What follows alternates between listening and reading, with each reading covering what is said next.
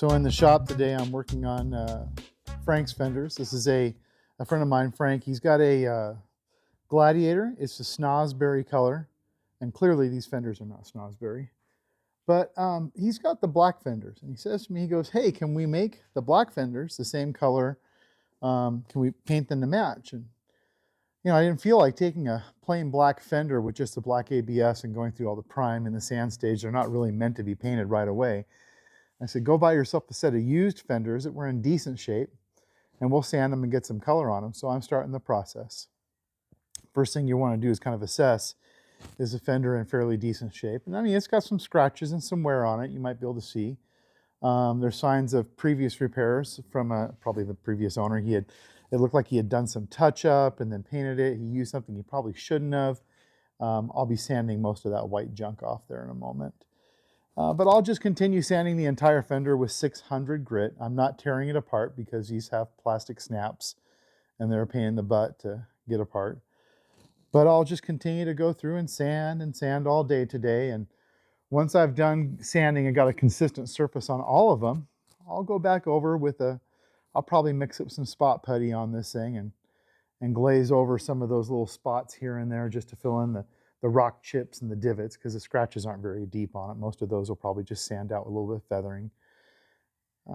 But we'll see. This is the first time I've ever painted three-stage paint, a color coat, pearl, clear, and all that. And I've gone a different route. I'm using the Spray Max cans from the local store. I'll put a budget on this when I'm all done just to get an idea, but this will require a black primer underneath this because that particular color does not show well unless you have the right color base on it. And this appears to be Gobi fenders. That color is hard to beat. It seems to be everywhere, even in our used parts.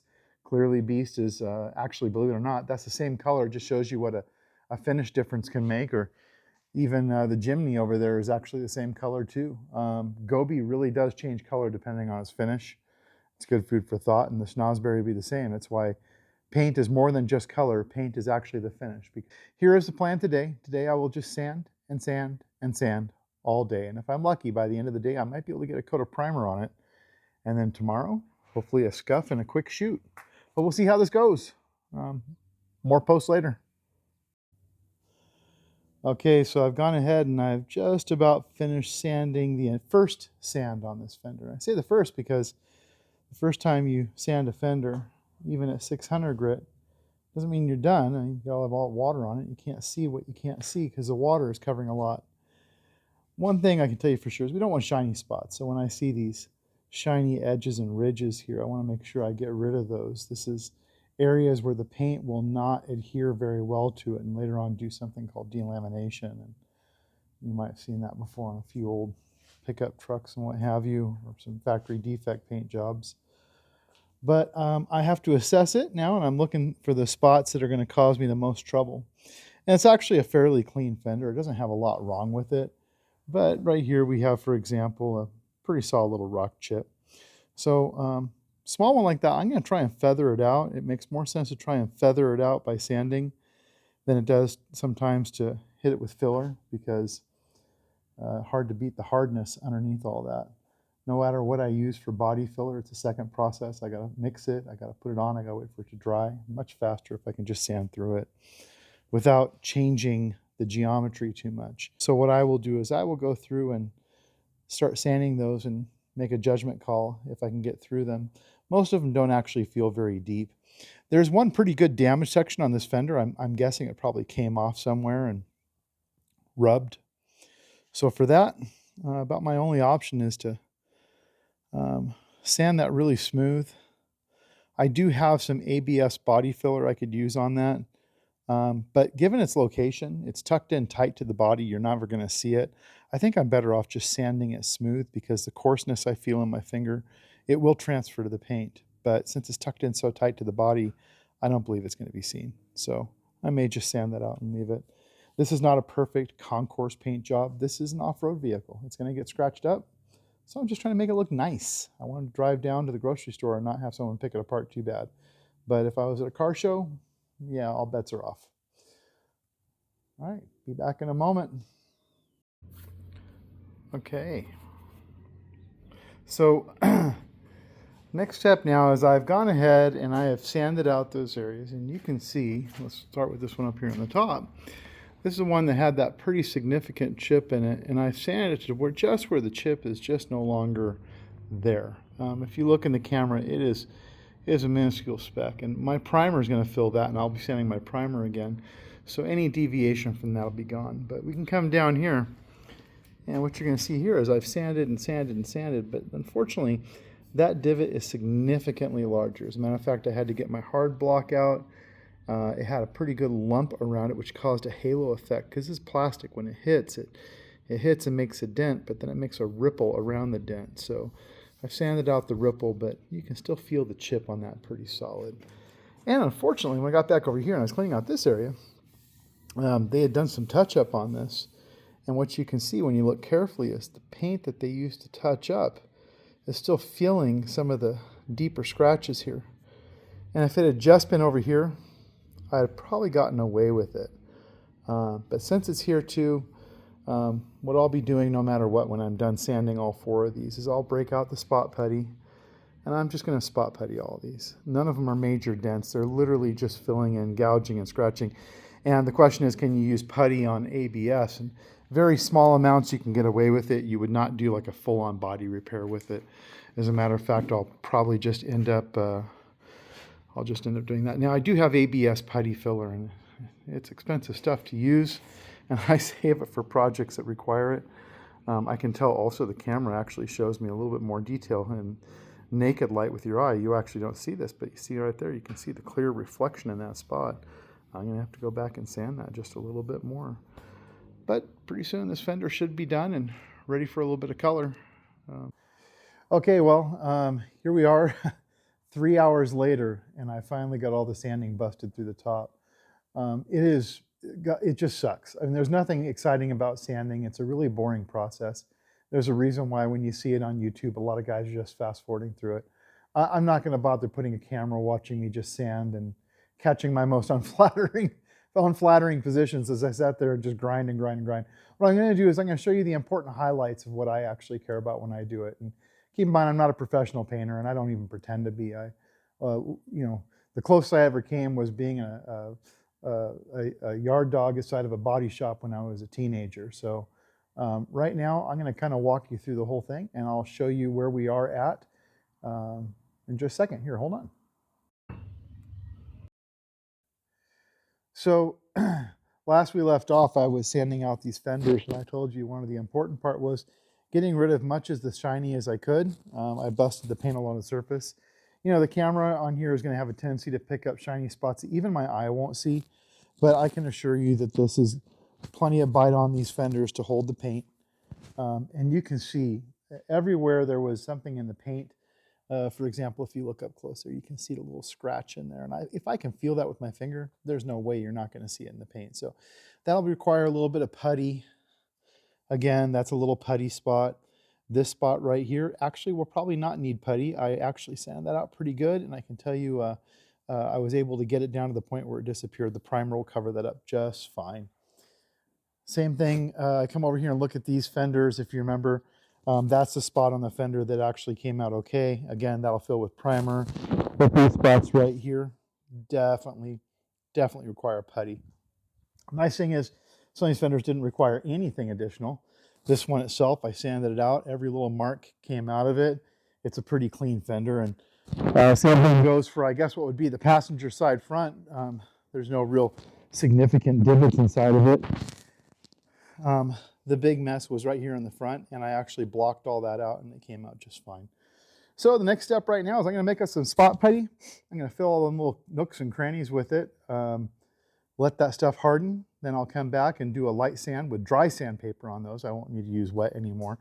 And I'll use a little block. That way I don't remove too much. Next step should be, after that, masking and primer. And I'm going to go nuts on masking. Here's something that's really important. It took me a long time to learn. You really got to have like some decent stands to paint with. And decent in that you need to have creativity, something that can hold it in a way that doesn't allow it to hit the painted surface where it matters. And these stands right here I actually used a while back for other projects, and they've done me well. And of course over here I have what would be a standard body shop hood rack. So those little tiny chips and holes, I put a little glaze inside of them, and you sand it out till the glaze is nearly gone. And that just removes the little chips that are inside of it. And as you can see, I've completely masked the inside and the outside. And we do this because, you know, the dirt that's underneath those fenders, you can't get it all out. But if you just cover it up in tape and paper, it keeps a lot cleaner surface when you paint. So now for the quick black primer. So we're in the middle of the cure time on the primer right now. And this is a primer sealer, so I'll go straight from this to color. What I'm waiting for is a full 5-minute flash out, and you can see the reflection right there. That's a good indicator that the paint hasn't fully flashed out yet, because it's still, the solvent's still evaporating off the top. Well, here we go again. That's just the tack coat. You kind of spray that on top with your color, keep it real light. I'm not trying to get coverage here. You've heard many people say that, but it's true. What we want to happen is for that first coat that's on there to sort of sticky up onto the coat that's underneath it. And once it starts to partially dry, what will happen is it'll become very sticky for the next coat. You can see it's shining. It's going to start to flash out, though. It's going to lose some of that shine between tonight and tomorrow, because this is in fact a base coat, clear coat paint. So I suspect by tomorrow this will be all sort of dingy looking, but that's okay. That's part of the process. You have to trust it.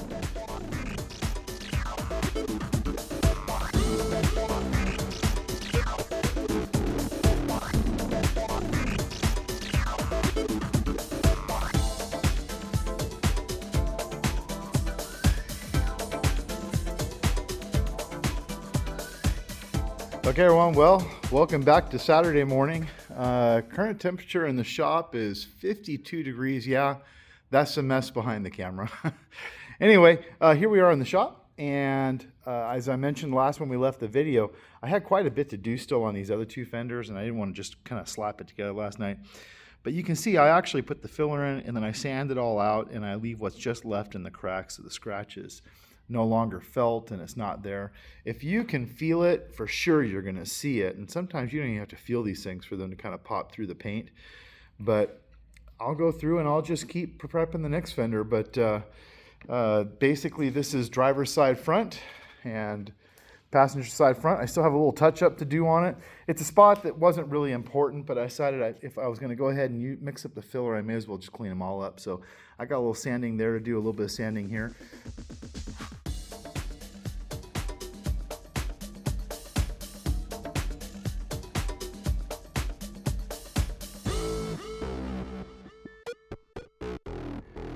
So the front fenders, I painted them. They look all blotchy right now because they're just beginning to kind of flop out a little bit. All the solvent inside the paint is coming off the top.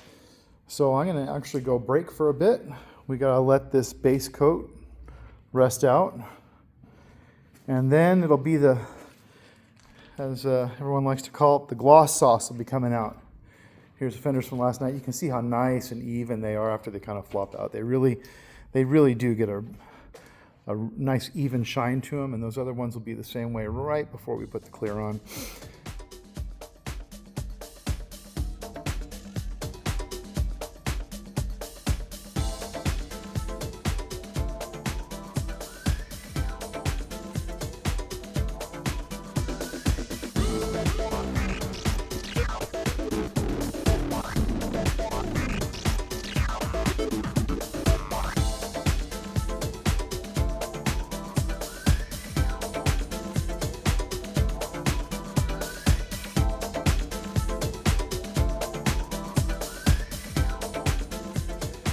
Okay, so we got it done. Spent the whole weekend sanding, prepping, masking, painting, and as you can see there, the fenders are behind me. They're shiny, they look pretty, but the truth is they're not done yet. Even in a section like this, the next thing I have to do is I have to go ahead and take them back out. We're going to install them on the truck, and then we'll do a color sand and polish. And the color sand and polish itself is a whole nother quantity of work. But for now, they actually look great. We've held them up to the truck. The color is close, and it's really all we could ask for. It is essentially a garage paint job. There's no spray booth. That means any speck of dirt or dust that fell down from the ceiling landed on that finish. So, but you know what? It looks good, and that's what matters. The owner of the truck, he's happy. I'm happy. That was a ton of work, and I'm looking forward to seeing it when it's back on the truck. I'm going to step away now. I got a couple. I'm going to be out for a couple weeks. Got to do a trip. So weekend after next, hopefully we'll have another video up and we can show what it looks like when it's all done. Anyway, if you saw this, thanks for watching. Let's hope that I can get that Instagram follower count back up and get back to just those quick shot live feeds of what's going on in the shop, because as much fun as it is editing these long form videos, it's a lot of work, and I don't know if I always can make time to do it. I'll keep doing it now while I can, and we'll catch back later. Thank you for watching. Remember, follow Andy Shop and Lounge. I need followers. Thank you guys. Bye.